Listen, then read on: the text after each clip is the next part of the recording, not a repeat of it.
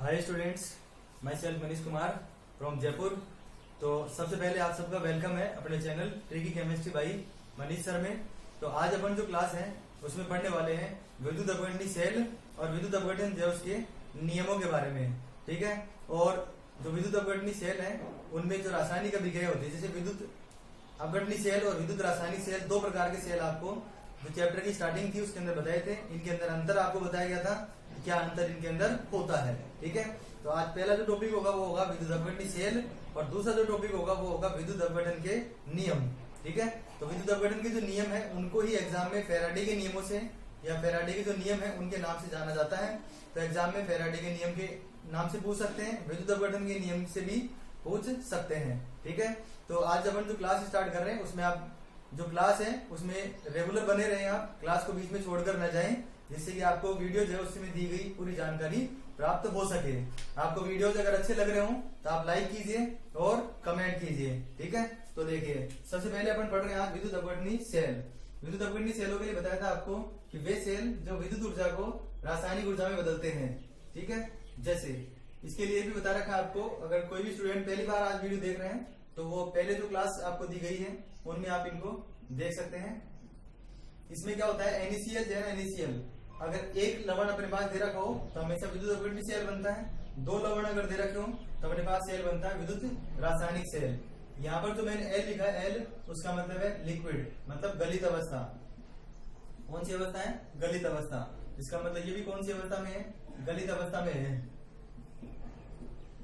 पहली जो चीज है वो है कि किसी भी चीज का विद्युत अपघटन करवाते हैं तो उसमें दो अवस्थाएं हो सकती है, या तो जलीय विलयन या उसकी गलित अवस्था, या तो जलीय विलयन हो सकता है या फिर उसकी गलित अवस्था हो सकती है। आगे बात समझ में। अब देखो, इसमें एनोड और कैथोड जो उसके ऊपर कौन जाएगा, तो विद्युत अपघटनी जो सेल होते हैं उनमें अपन को ज्यादा समस्या नहीं आती है एनोड और कैथोड को पहचान करने में। क्यों? क्योंकि देखिए यहाँ पर जो है ना, एनोड पर पॉजिटिव चार्ज होता है, कैथोड पर नेगेटिव चार्ज होता है। विद्युत रासायनिक सेलों में इसका विपरीत होता है। तो यहाँ पर Na+ है ना, वो यहाँ पे आ नहीं सकता, Cl- है वो यहाँ पे आ सकता है। जैसे कि आपको बता रखा है, एनोड पर हमेशा ऑक्सीकरण होता है और ऑक्सीकरण होने की वजह से इलेक्ट्रॉन जो है वो क्या होते हैं, निकलते हैं। ऐसे ही इन एनोड पर निकले हुए इलेक्ट्रॉन या त्यागे गए इलेक्ट्रॉनों को कैथोड पर ग्रहण किया जाता है, ठीक है।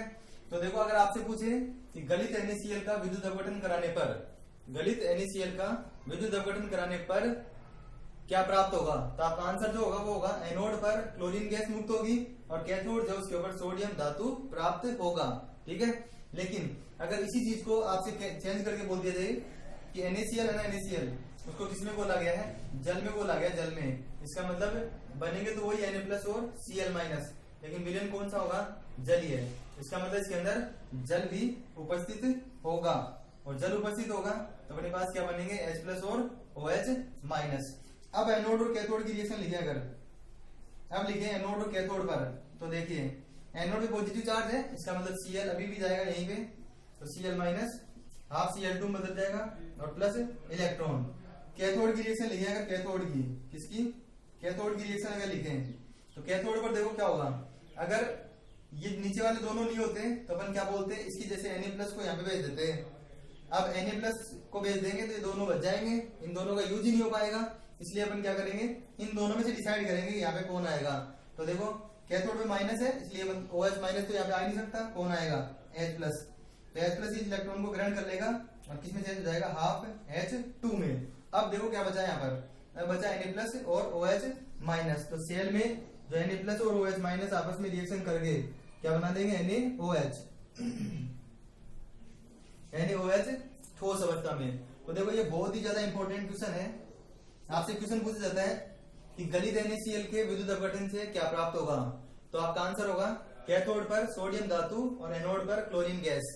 लेकिन जब आपसे ऐसे दिया जाए जलीय, एक ही शब्द का परिवर्तन हो रहा है, गलित और जलीय का, अगर जलीय शब्द लिखा आ गया तो जलीय NaCl के लिए पूछेंगे आपसे, तो आपका जो आंसर होगा वो होगा कि जलीय NaCl का विद्युत अपघटन करवाने पर NaOH प्राप्त होता है, एनोड पर क्लोरीन गैस और कैथोड पर हाइड्रोजन गैस मुक्त होती है, जिनको अपन संघनित करके प्राप्त भी कर सकते हैं, ठीक है।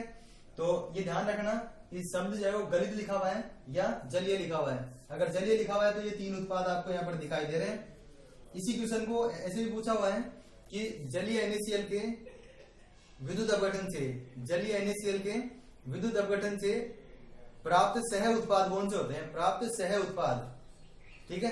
तो सह उत्पाद आपसे पूछेंगे तो आपका जो आंसर होगा वो होगा क्लोरीन और हाइड्रोजन। क्या आंसर होगा? क्लोरीन और हाइड्रोजन गैस। ध्यान रखना, सह उत्पाद पूछेंगे तो ये आंसर देना है, ठीक है। और मुख्य उत्पाद पूछेंगे तो NaOH। अब अगर इसका डायग्राम बनाए अपन तो देखो डायग्राम बहुत आसान है इसका। मैंने क्या बता रखा आपको कि अगर एक लवण दे रखा है तो एक लवण को इसके अंदर भर दो। जैसे इसके अंदर अपन ने भर दिया मान लो NaCl एक्वस। क्या भर दिया? NaCl एक्वस, ठीक है। उसके बाद में इसमें दो छड़ लगा देंगे, इसमें दो छड़ लगा देंगे। वो जो छड़ होंगी वो होगी एनोड और कैथोड। जैसे कि आपको पहले बता रखा है कि एनोड लेफ्ट साइड में आता है, यहाँ पर एनोड पॉजिटिव है। कैथोड जो है वो राइट साइड में आता है जो कैसा है? नेगेटिव है, ठीक है। अब देखो इसमें जो आयनों का मूवमेंट होगा, गति होगी, वो कौन से किस तरफ होगी? तो जैसे मान लो Na+ है और एक अपने पास है Cl-। क्या है? Cl-। इनकी गति को देखना है कि इनकी गति किधर होगी, मूवमेंट किस तरफ होगा। तो देखिए इसमें प्लस चार्ज है तो ये इस तरफ तो आ नहीं सकता, किस तरफ जाएगा? उस तरफ जाएगा। इसका मतलब क्लोरीन जो है वो इस तरफ। जैसा रिएक्शन में हो रहा है ना उसी तरीके से होगा इसके अंदर। तो क्लोरीन किस तरफ आ गई? एनोड पर। और सोडियम जो है वो किस तरफ जा रहे हैं? जो अपने पास कैथोड है उसकी तरफ जा रहे हैं, ठीक है। तो आयनों की जो गति है उसको आप इस तरीके से बता सकते हो। ये अपने पास हो गया एक विद्युत अपघटनी सेल जो है उसका डायग्राम। ये जनरली पूछते नहीं है क्योंकि विद्युत रासायनिक सेलों से संबंधित है पूरा का पूरा ही चैप्टर, ठीक है। तो यहाँ तक ये छोटा सा टॉपिक था। उसके बाद में अपन देखेंगे जो विद्युत अपघटन होता है, विद्युत अपघटन उसके नियम। तो अभी मैंने बताया था आपको कि विद्युत अपघटन के जो नियम है वो फेराडे नाम के साइंटिस्ट ने दिए थे। तो सबसे पहले जो विद्युत अपघटन के नियम है वो किसने दिए थे? तो आपको ध्यान रखना पड़ेगा कि फेराडे ने दिए थे। इसीलिए इन्हीं नियमों को विद्युत अपघटन के नियम के नाम से पूछ सकते हैं या फिर इन्हीं नियमों को आपसे पूछ सकते हैं फेराडे के नियमों के नाम से, ठीक है। तो इसी चैप्टर में अपन ने शुरू में जब नेट समीकरण और कुछ न्यूमेरिकल सोल्व किए थे तो वहां पे भी फेराडे जो है वो आया था। उसमें मैंने मान बताया था आपको 96,500। अब सबसे पहले अपन ये देखेंगे वो 96,500 मान आता कैसे है, ठीक है। तो पहली जो अपना टॉपिक जो है वो क्या है? विद्युत अपघटन के नियम। इन्हीं को क्या बोल सकते हैं? फेराडे के नियम। तो सबसे पहले दिया किसने? ये फेराडे ने, ठीक है। अब पहले दूसरी बात आती है कि जो फेराडे होता है उसको इकाई के रूप में भी अपन यहाँ पे काम में लेते हैं। और अगर फेराडे की परिभाषा पूछी जाए आपसे कि फेराडे किसे कहते हैं, क्या पूछा जाए? फेराडे पूछा जाए, फेराडे। तो फेराडे की परिभाषा जो हो गई अपने पास वो हो गई 1 मोल इलेक्ट्रॉन पर आवेश की मात्रा। याद रखना आप ये 1 मोल इलेक्ट्रॉन पर आवेश, 1 मोल इलेक्ट्रॉन पर आवेश। तो किसी भी पदार्थ का 1 मोल जो है वो अवोगाद्रो संख्या के बराबर होता है। 1 मोल अवोगाद्रो संख्या के बराबर होता है। यहाँ पे 2,3 भी लिख देते हैं, 2,2 भी लिख देते हैं, चलता है, इतना कोई दिक्कत नहीं आएगी इसमें। आवेश जो होता है ना, आवेश तो 1.6 × 10⁻⁻19 कूलम ये होता है आवेश, ठीक है। अब इन दोनों को गुणा करेंगे, गुणा भाग करने के बाद इसका जो आंसर आता है वो अप्रोक्सीमेट आता है 96,487, जिसको अपन लगभग जो है वो क्या लिख देते हैं 96,500 कूलम मोल इनवर्स। तो 1 फेराडे, 1 फेराडे का मान पूछ सकते हैं आपसे, फिजिक्स में भी पूछ सकते हैं, ये फिजिक्स में पूछ सकते हैं। और ये जो आवेश है, आवेश का मात्रक जो होते हैं कूलम वगैरह, ये उनमें सबसे बड़ा मात्रक जो है ना वो फेराडे ही होता है। कौन होता है? फेराडे, ठीक है। तो समझ में आ गया। आपसे पूछ जाएगा फेराडे किसे कहते हैं, तो फेराडे किसे कह रहे हैं? 1 मोल इलेक्ट्रॉन पर आवेश की मात्रा को क्या कहते हैं? फेराडे। फेराडे का मान 96,500 क्यों होता है ये मैंने आपको बता दिया है। अब जो फेराडे है उसने 2 नियम दिए हैं यहाँ पर। कितने? 2 नियम। तो पहला जो नियम है वो है फेराडे का प्रथम नियम। पहला कौन सा है? फेराडे का प्रथम नियम। तो देखो दोनों नियमों में कोई विशेष नाम नहीं लिखा हुआ, बस इतना ही लिखा हुआ है, फेराडे का प्रथम नियम और फेराडे का द्वितीय नियम। बहुत आसानी समझो आप इसको, बिल्कुल सिंपल है। जैसे जैसे मैं बता रहा हूं वैसे आप ध्यान दोगे तो बिल्कुल आसानी से अभी तुरंत ही याद हो जाएगा आपको। देखिए फेराडे का प्रथम का मतलब 1 होता है, 1। इसका मतलब प्रथम नियम 1 विद्युत अपघट्य पे लागू होगा। कितने पे? 1 पे। ये याद रखना हमेशा। प्रथम का मतलब 1 होता है, 1 का मतलब ये 1 विद्युत अपघट्य पे लागू होगा। और द्वितीय नियम जो है वो एक से अधिक विद्युत अपघट्य पे लागू होगा। ठीक है, ठीक है। तो इसमें देखें अगर, तो मैं देखो बोल रहा हूं यहाँ पर, आप सुनना ध्यान से। किसी वैद्युत अपघट्य के विलयन, किसी वैद्युत अपघट्य के विलयन, मतलब ये वैद्युत अपघट्य था, उसके लिए बताया था गलित अवस्था हो सकती है, जलीय विलयन हो सकता है। किसी वैद्युत अपघट्य के विलयन का विद्युत अपघटन कराने पर, विलयन का विद्युत अपघटन कराने पर, या फिर उसमें विद्युत धारा प्रवाहित कराने पर, विद्युत अपघटन कराने पर कैथोड पर निक्षेपित, निक्षेपित का मतलब था जमा होना, कैथोड पर निक्षेपित पदार्थ की मात्रा, कैथोड पर निक्षेपित पदार्थ की मात्रा, मात्रा को अपन डिनोट करते हैं यहाँ पर W से। ठीक है, समानुपाती होती है उसमें प्रवाहित विद्युत धारा की मात्रा के, मतलब आवेश एक तरह से। दोबारा बता रहा हूं, लिख लेना आप इसको।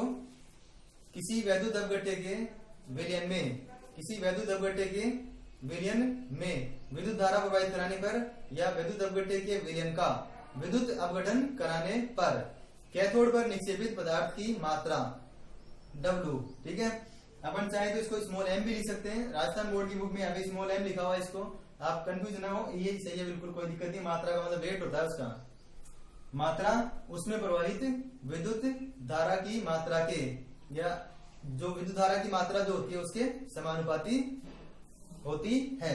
ठीक है, तो अपन यहाँ लिख दिया Q। तो W बराबर, जब इसे सोल्व करेंगे तो आ जाएगा ZQ। फिर उसके बाद में हम जानते हैं कि I बराबर क्या होता है, Q अपॉन T। I बराबर क्या होता है, Q अपॉन T। तो Q बराबर क्या हो गया यहाँ से, IT। Q बराबर क्या हो गया, IT। ठीक है, तो देखिए यहाँ पर जो Q का मान आप रख दो, तो W बराबर क्या आ जाएगा, ZIT। ये सूत्र आ जाएगा अपने पास, क्या आ जाएगा, W बराबर ZIT। अब देखो यहाँ पर कभी कभी जो है ना एग्जाम में इस Z की परिभाषा पूछते हैं, Z की मतलब Z किसे कहते हैं, इसकी परिभाषा पूछते हैं Z की। ठीक है, तो देखिए Z की परिभाषा अपन कैसे लिख सकते हैं, बहुत ही इंपॉर्टेंट चीज बता रहा हूँ ना आपको, फिजिक्स में बहुत ज्यादा काम में आएगा आपके। किसी की परिभाषा पूछ लेते हैं, जैसे फिजिक्स में परिभाषा पूछ लेते हैं, एक एम्पियर की परिभाषा दो, एक फैराडे की परिभाषा दो, ऐसे किसी की परिभाषा पूछ सकते हैं आपसे। तो देखो परिभाषा बनाना सिखाता हूँ मैं आपको। अपन यहाँ पर कंडीशन लेते हैं, यदि I बराबर 1 एम्पियर, क्या I बराबर 1 एम्पियर और T बराबर 1 सेकेंड, तो अपने पास जो आंसर आएगा, तो अपने पास जो आंसर आ जाएगा वो आ जाएगा W बराबर Z। बस इससे ही परिभाषा आ जाएगी इसकी। दोबारा देखो, मैंने आपको बता दिया था ये पदार्थ की मात्रा है, ये उसमें पदार्थ जो आप विद्युत धारा की मात्रा थी वो थी। जब अपन ने इसको सोल्व किया तो Z आया। Z को बोलते हैं स्थिरांक, और जिसका दूसरा नाम होता है विद्युत रासायनिक तुल्यांक। क्या होता है, विद्युत रासायनिक तुल्यांक। Z को बोलते हैं विद्युत रासायनिक तुल्यांक। क्या बोलते हैं, विद्युत रासायनिक तुल्यांक। तो परिभाषा पूछी गई थी इसकी, विद्युत रासायनिक तुल्यांक किसे कहते हैं, विद्युत रासायनिक तुल्यांक किसे कहते हैं। तो सिंपल सी परिभाषा है, देखो ध्यान से सुनो। किसी वैद्युत अपघट्य के विलयन में, कोई भी वैद्युत अपघट्य था ना, किसी वैद्युत अपघट्य के विलयन में 1 एम्पियर विद्युत धारा, 1 एम्पियर विद्युत धारा 1 सेकंड तक प्रवाहित कराने पर, 1 एम्पियर विद्युत धारा 1 सेकंड तक प्रवाहित कराने पर कैथोड पर निक्षेपित पदार्थ की मात्रा, कैथोड पर निक्षेपित पदार्थ की मात्रा विद्युत रासायनिक तुल्यांक के बराबर होती है, या फिर मात्रा को ही विद्युत रासायनिक तुल्यांक कहते हैं। ठीक है, आप हमेशा ऐसी याद मत रखा करो कि हमेशा लास्ट में कहते हैं आना चाहिए या कहलाते हैं कहा जाता है, इस तरीके से परिभाषा नहीं होती। आप ऐसे बोल दो ना इसके बराबर होता है ये, तो इसका मतलब ये इसकी परिभाषा ही है। दोबारा बता रहा हूं मैं, किसी वैद्युत अपघट्य के विलयन में 1 एम्पियर विद्युत धारा 1 सेकंड तक प्रवाहित कराने पर कैथोड पर निक्षेपित पदार्थ की मात्रा विद्युत रासायनिक तुल्यांक के बराबर होती है। तो ये अपने पास फैराडे का प्रथम नियम हुआ। इसी तरीके से अब अपन देखते हैं फैराडे का जो द्वितीय नियम है वो क्या होता है। तो जैसे कि मैंने आपको बताया था अभी कि जो फैराडे का प्रथम नियम है वो एक वैद्युत अपघट्य पे लागू होता है, और द्वितीय नियम जो है वो एक से अधिक विद्युत अपघट्यों पे लागू होता है। तो देखिए फैराडे का द्वितीय नियम, फैराडे का द्वितीय नियम, इसमें देखो क्या होता है, इसमें लगभग जैसे अपन यहाँ पर ये कहा है ना उसी की जैसी यहाँ पर अपन बात करेंगे इसके अंदर। जैसे एक से अधिक वैद्युत अपघट्य मान लो अपने पास A, B और C, क्या है A, B और C। इसमें धारा प्रवाहित करा रहे अपन I1, इसमें धारा प्रवाहित करा रहे I2 और इसमें I3। इसमें समय है T1, इसमें है T2 और इसमें है T3। ठीक है, ये A में प्रवाहित धारा, B में प्रवाहित धारा और C में प्रवाहित धारा और उनका टाइम। लेकिन ये सब है ना, ये सब बराबर है, इसका मतलब I1 I2 I3 तो I है और T1 T2 T3 क्या है, T है, मतलब ऐसा ही हो गया। ठीक, तो बिल्कुल सिंपल है, आप आराम से खुद जो नियम है उसको आप खुद बना सकते हैं अगर भूल जाए तो। देखिए क्या किया, देखो अपन ने, इससे समझ जाओगे आप। भिन्न भिन्न वैद्युत अपघट्यों, इसमें एक विद्युत अपघट्य बोला था, भिन्न भिन्न वैद्युत अपघट्यों के विलयनों का, भिन्न भिन्न वैद्युत अपघट्यों के विलयनों का विद्युत अपघटन कराने पर या विद्युत धारा प्रवाहित कराने पर, विद्युत अपघटन कराने पर, ठीक है, विद्युत अपघटन कराने पर, या फिर इसको दूसरे तरीके से बोल सकते हो कि भिन्न भिन्न वैद्युत अपघट्यों, भिन्न भिन्न वैद्युत अपघट्यों के विलयनों में समान विद्युत धारा, समान विद्युत धारा समान समय तक प्रवाहित कराने पर, समान विद्युत धारा समान समय तक प्रवाहित कराने पर कैथोड पर निक्षेपित पदार्थ की मात्रा, उसके रासायनिक तुल्यांक, यहाँ पे लिखा हुआ विद्युत रासायनिक तुल्यांक, लेकिन ई जो है ना, ई उसको बोलते हैं रासायनिक तुल्यांक, दूसरी लैंग्वेज में बोल सकते हो तुल्यांकी भार।